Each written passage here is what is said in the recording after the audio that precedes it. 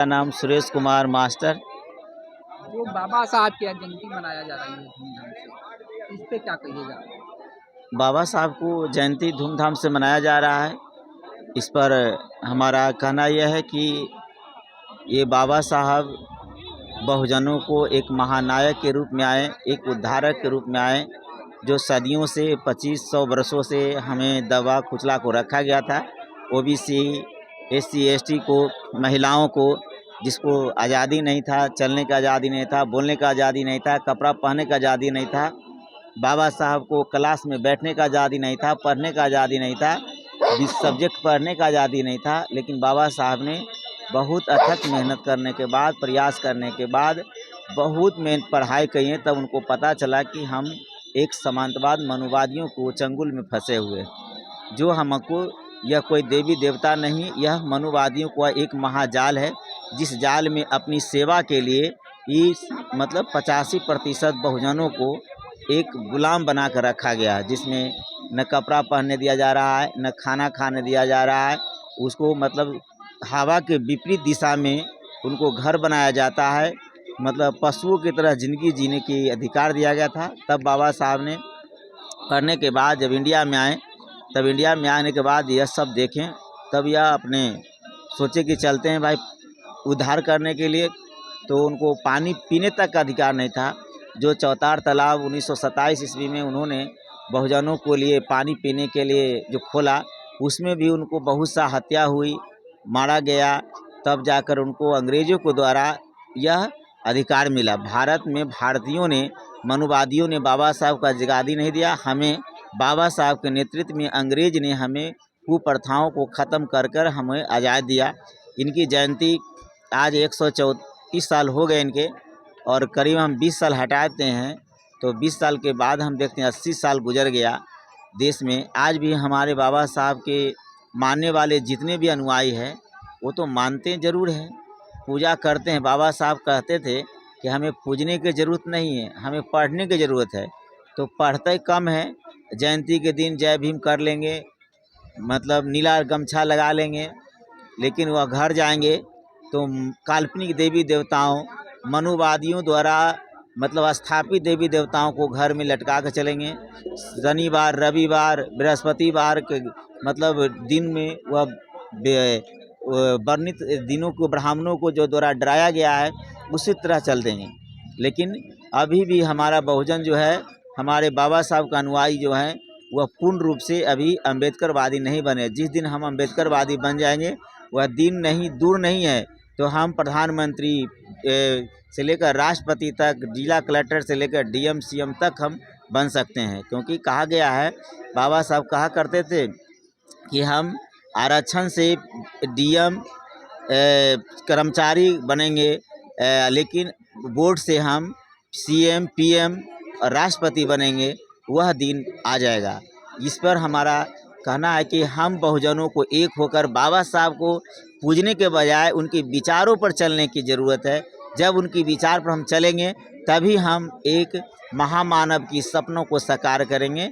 इन्हीं के साथ मैं अपना बात को विराम देता हूँ। जय हिंद, जय भारत। चलिए, क्या नाम है? जय भीम। सोनी कुमारी। जोर से बोलो। जय भीम। डॉक्टर भीमराव अंबेडकर जी का जयंती मनाने के लिए आए हैं। अच्छा, बाबा साहब की कितना जानती होगी कि अंबेडकर जी की जयंती मनाने के लिए आई हो? क्या जानती हो उनके बारे में कुछ? कि संविधान लिखे थे, तो बस संविधान लिख दिया हो गया, कहानी खत्म? नहीं। और नाम क्या है? सोनी कुमारी। कितना एजुकेशन है अभी? किस क्लास में पढ़ते हो? 9th में। 9th में। क्या नाम है जी? संध्या कुमारी। अच्छा, बाबा साहब के कितना जानती हो? आज जो जन्मदिन है मनाया जा रहा है। हाँ, भीमराव अंबेडकर जी ने लड़कियों को पढ़ने के लिए आज़ादी दी थी, और जो छुआछूत था उनको भी मिटाया है,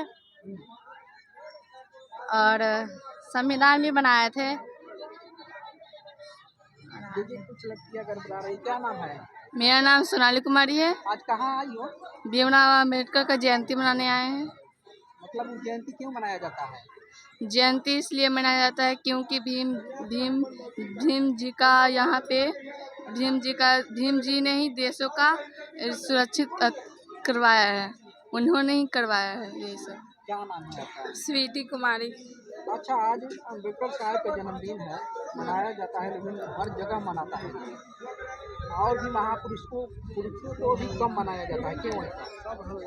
क्यों ऐसा? क्योंकि बाबा साहब एक महान व्यक्ति थे। अच्छा, उनका बाबा साहब के कुछ कामों के बारे में बताइए तो। कामों के बारे वो तो बहुत सारा काम किए, बहुत सारे आरक्षण दिए, जैसे लड़कियों को खुला आज़ाद करना, कोई भी जात हो या कोई भी धर्म मानता हो, उन्हें वही धर्म मानना चाहिए जो बाबा साहब ने अपने विचारों में बताया है। और धर्म मानने से नहीं होता, कर्तव्य करने से नहीं होता, उसे देखा जाता है, किया जाता है। पढ़ने को तो सब पढ़ता है, बट उनके विचारों पे कौन चलता है? जो समझता है वही, जिस तरह जो समझता है वही चलता है। हाँ। क्या नाम है जी आपका? लक्ष्मी कुमारी, कितना पढ़ी लिखी है? 12th पास है।